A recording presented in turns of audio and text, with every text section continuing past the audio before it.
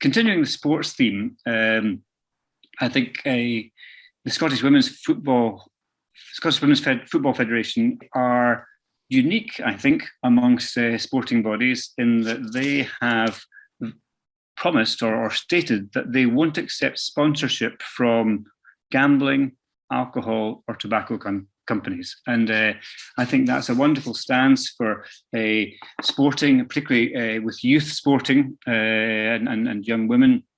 And I was delighted when SHAAP, under the guidance of Eric and with the encouragement of Peter Rice, a great football fan himself, took the very innovative step for an organisation like ourselves to provide some sponsorship to the Scottish Women's Football Federation.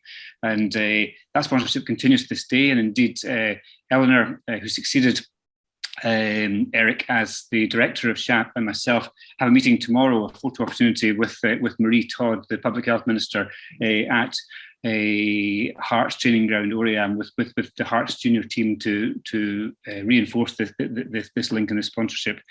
So it gives me great pleasure to introduce Vivienne MacLaren, who is the chair of the Scottish Women's Football Federation, to talk about this aspect of SHAAP's work. Welcome, Vivienne. Good afternoon, and thank you for inviting me to celebrate such a wonderful man as Eric is. I think, we made a kind of stance in 2016 where we decided as a board that we wanted to create football, women's and girls football in Scotland as a clean sport, because as we know, and Richard particularly well aware, alcohol sponsorship is absolutely everywhere, especially in football, as is gambling as well. And I think that we have over 9,000 registered players with us, and we cover all of the domestic games, so from your under nines up into your elite levels, such as the Scottish Women's Premier League, where now we have a couple of, probably about 3 full-time teams there. And we just felt that creating role models is extremely important, because we want young girls to be able to, who want to play football. One, we want them to be able to do that quite easily, and two, we want them to do that and actually aspire to maybe achieving, maybe playing for the national team, or playing for one of the top clubs. And we want to also give those girls the opportunity that actually, if they want to do that as a full-time job in Scotland, they can. And since I've been in the board, which is about 7 years now, we've seen that transition begin to happen. Little girls can actually have a career in football now in Scotland, which is wonderful. We don't get any public funding at all, because we are classified as an ANA, which is an affiliated national association.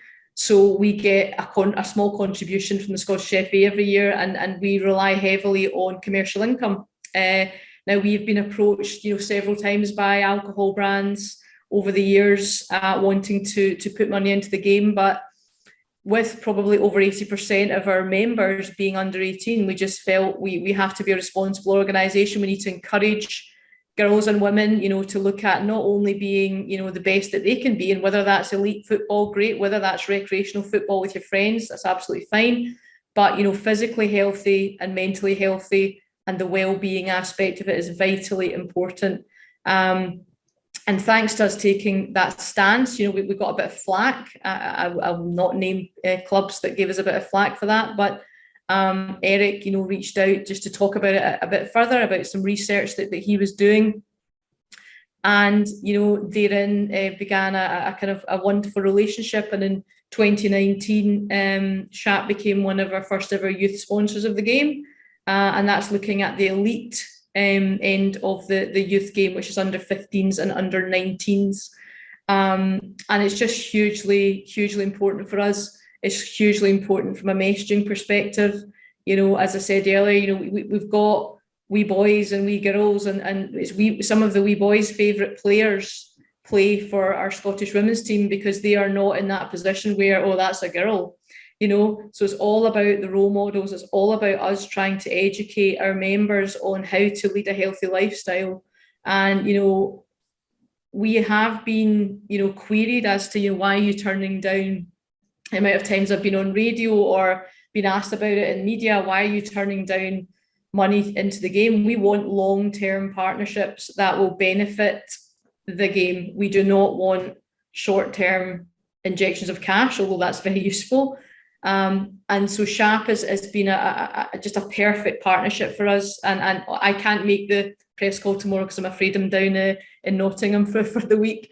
But it's hugely important to us. And as the game's beginning to grow, you know, I think our registered players are up 40% over the past 3 years. You know, we signed our first broadcast deal in 2016, where, you know, most of the Women's Premier League games are either on BBC Alapa or they are on BBC Scotland Online. We have a highlight show on BBC Scotland on a Monday night, which again was a dream that I had probably 4 or 5 years ago. So we can really see the traction that the game is beginning to kind of take, and the direction. And SHAAP have just been an absolute wonderful partner. I will really miss Eric, obviously seeing as much as we probably used to, but absolutely over the moon that we've got new people there who are just as invested in what we're trying to do. And we'll continue to get flack. You know, there aren't many organisations out there apart from gambling and alcohol that can afford to invest in sport. But I think our job in creating women and girls football in Scotland as a clean sport is very much at the centre of everything that we do. You know, as the game grows, we do get questioned more and more about this. Are you sure that's the stance you're taking? Because we've got an alcohol brand that wants to sponsor us in some of the clubs, and it's just not something that we support. And I think that whole well-being aspect, I've been lucky enough to be invited by Eric to speak at a couple of conferences with him, and it's the well-being aspect, the role model aspect for wee girls growing up in this country, that not only can they aspire to be a footballer if they want to, but they can also take a step to think about actually what have I kind of learned here? You know, what have my clubs helped me to understand in terms of being physically focused, and also in terms of emotionally, and also in terms of lifestyle and well-being aspect. And some of the research that Eric and his guys did do, you know, showed that the attitudes that girls had, you know, they you know, teenage girls actually are not interested in drinking because they aspire to being in the first team. They aspire to being playing the Women's Premier League on a Sunday, and that's huge for us. And I think, you know, we'll still get asked about it, and we will still have to probably protect the position. But for me, it's an absolute no-brainer. And you know, the fact that we're able to renew this relationship with SHAAP is absolutely wonderful, and we're just delighted with the partnership and delighted with the enthusiasm that Peter and Eric have put into us, because yeah, just a wonderful partner. So thank you for giving me the opportunity to actually chat a bit about it. And Eric, best of luck at everything that you do, and we will catch up soon. Thanks very much, Vivienne. That's great to hear it. Hear it exactly as it's happening with the young girls. And, you know, just adding my own tuppence worth, I couldn't agree more about the role model aspect, and the it's all about providing healthy options rather than just saying don't do this and don't do that. Some of you will be familiar with the so-called Icelandic model of just how they have turned around their problem with drugs and alcohol in young people by some restrictive measures in terms of curfew and raising drinking age limits and stuff, but also by really investing in facilities for young people.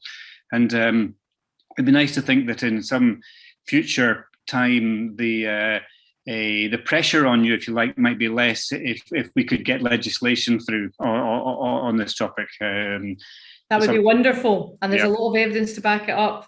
You know, sure. Richard and various other people, yeah. For sure. Well, it'll be part of our chat with Marie Todd tomorrow. Don't you worry. Great. Well, thanks for that.